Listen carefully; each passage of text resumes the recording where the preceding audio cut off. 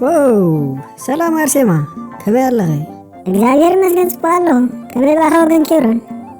ኣምላኽ ይመስገን ጽቡቕ ኣለኹ ሓደ ሕቶ እንዳኻሓተካ ኣርሴማ ፀገም የብልን ሕራይ ሰማዕካ ኣለኹ ኣብ ህይወት ዘኾርየክ ነገር እንታይ እዩ እዋ ኣብ ህይወት ዘኾርየኒ ነገር እንተልዩ ካልኦት ብመፃወትየይ ክፃወቱ ከለዉ እዩ በቃ ካልኦት ቆልዑ መፃወትየይ ክትንክፍለይ ኣይደልን እየ ስለምንታይ ግን ኣርሴማ ምክንያቱ ክሰብሩለይ ወይ እውን ጠቕሊሎም ዘይክመልስለይ ስለ ዝኽእሉ ዓባይ ኩሉ ግዜ ምክፋል ሓጎስ እዩ ዝፈጥረልና ከምኡ እውን ብፆት ንኽህልውና ይሕግዘና እያ ትብለና ብሓቂ ምክፋል ካብ ምምራስ ሓሊፉ ብኸመይ ሕጉሳት ዝገብረና ከነካፍል ከለና ንኻልኦት ብፍቕሪ ኢና ንሓፅቦም በዚ ከዓ ንሳቶም ይሕጎሱ ከምኡ እውን ንሕና ኣሰይ ከምዚ እንድሕር ኮይኑ ምክፋል ክፍትኖ ይደሊ ኣለኹ ግን ገና ይፈርሕ ኣለኹ ፀገም ዘለዎ ኣይኮነን ብንእሽቶ ነገራት ክትጅምሪ ትኽእል ኢኺ ንኣብነት መስመርኪ ንሒደት ደቓይቕ ከተካፍልዮ ትኽእል ኢኺ ግን እንተዘይመለስለይከ ብዙሓት ቆልዑ ቁኑዓት እዮም ይኹን እምበር ምናልባት ከምዚ ትብልዮ ዘለኹ እንተጋጢሙ ከዓ ንዓበይቲ ሰባት ክትሕብሪ ትኽእል ኢኺ ብጣዕሚ ጽቡቕ ክፍትኖ እየ ኬብሮን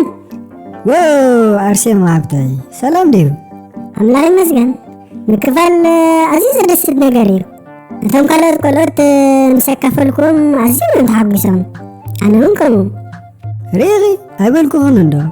ምክፋል ንኩሉ ሰብ እዩ ዘሐጉሶ ከምኡውን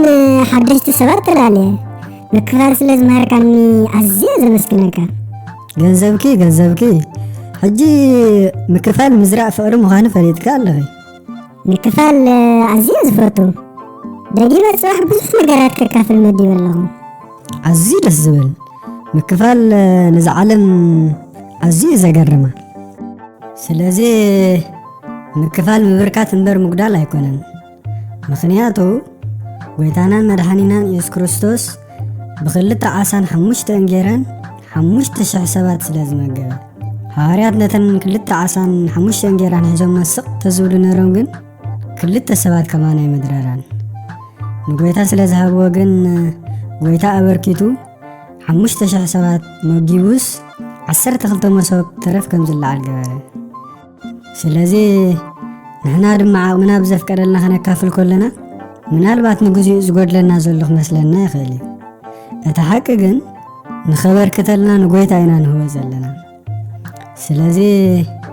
ዘለካ ተወከፍ ዘይብልካ ይትሰከፍ እዩ ነገሩ እሺ መፅሓፍን ምንባብን ትግርኛ ምእንቲ ክንላመድ ከዓ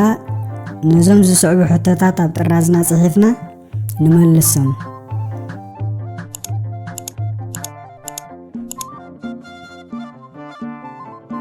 ኣብ ቀጻሊ ብኻልእ መደብ ክሳብ ንራኸብ ሰሰናዩ